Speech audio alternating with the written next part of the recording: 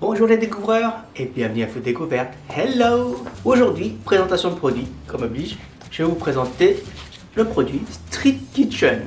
Je l'ai vu ça à Auchan, donc voilà. Alors, c'est pour un plat de 600 grammes de poulet, donc c'est à peu près 3-4 personnes, je présume. Ouais, elle a marqué pour 3 à 4 personnes, 20 minutes de préparation. Je vais l'ouvrir. Bon, il y a toute une description sur le Japon, comment ça se fait. Hein. Alors, il y a des graines de sésame. Il y a une pâte de gingembre et de l'ail. Et on a la sauce teriyaki.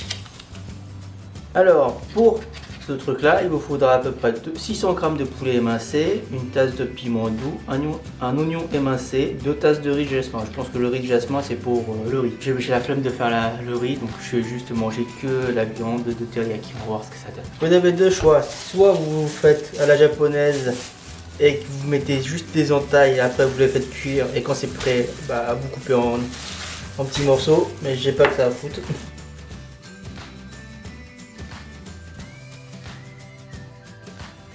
Voilà, ça c'est fait. On va ouvrir ce truc là et verser tout le contenu ici. Voilà, maintenant on va le laisser reposer à peu près 15 minutes. Entre autres, les oignons, je vais les couper vraiment fines avec la petite machine. Et je vous dis à tout à l'heure. Voilà, ça fait 15 minutes, c'est passé. Voilà, l'autre produit. Alors, qu'est-ce qu'il dit après?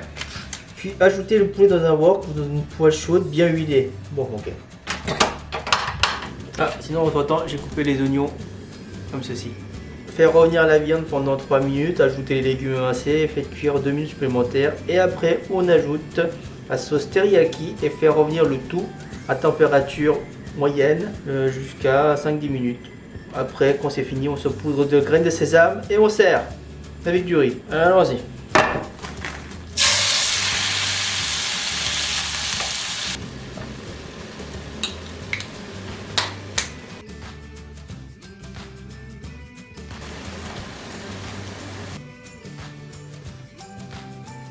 Là, c'est le moment de rajouter la sauce teriyaki. Et maintenant, on va mélanger le tout. On va réduire la température, donc on va mettre à feu moyen et on va mijoter pendant 5 minutes. Voilà, ça fait 5 minutes. Je pense que c'est prêt. On éteint le feu, on va rajouter les graines de sésame. Passons à la dégustation. Voilà ce que ça donne. Alors j'ai mis que pour une personne, hein, le reste, ils sont dessus. Hein. C'est pour entre 3-4 personnes, donc je vais pas faire le fou. Déjà, goûtons.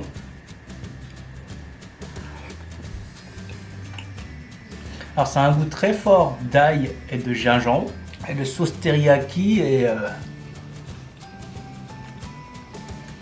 presque inexistant. Ouais, c'est trop weak et c'est vraiment pas du teriyaki, hein. Faut pas se prendre la gueule du monde. Non, ça n'a pas le goût de teriyaki. Je pense que le goût de teriyaki est vraiment écrasé par le goût du gingembre et de l'ail. Ou plutôt plus du gingembre que de l'ail. Hein. Voilà. Donc ce qui se passe, c'est que je pense qu'ils ont mis beaucoup trop de gingembre. Donc la pâte de gingembre et de l'ail, mettez que 3/4 ou même la moitié, hein, parce que sinon ça tue vraiment le goût. Mais si vous aimez le gingembre, c'est mangeable. Hein, mais sinon, ça a trop le goût de gingembre. Donc, je pense que pour les gens qui sont un peu capricieux au niveau du goût et qu'ils n'aiment pas trop le gingembre, c'est pas la peine de mettre toute la sauce. Mettez que un petit peu. Et peut-être après, ce sera peut-être mieux. J'avais aussi conseillé de mettre du piment. Je vais essayer ça. Bah, c'est pas mieux.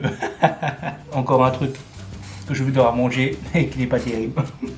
Là, sur ce, c'était du Street Kitchen Teriyaki. Hein. Mon conseil, bah, ça vaut pas trop le coup. Ou soit essayer avec la moitié, voire 3/4 de la pâte de gingembre et ail, pour être plus franc. Mais moi, en utilisant à 100% ce qui a été marqué, bah, ça donne pas le goût de teriyaki. Désolé. Voilà, sur ce, je vous dis à la semaine prochaine et surtout, restez en bonne santé. Ciao!